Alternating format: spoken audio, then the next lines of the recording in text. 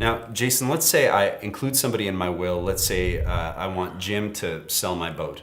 Do you recommend that we have conversations with anybody that we're going to put into our trust? Okay. Do you recommend we have conversations with anybody we're going to put into the trust Yeah. as the director or appointer to do A, B, or C? Yeah, so that's a great question. It usually comes down to your children. Do I tell my children? I would say a lot of people are doing this, this process when their children are older, even though it's important to do it even when they're younger for guardianships and things like that. Like for you and I, we have guardianship provisions in there.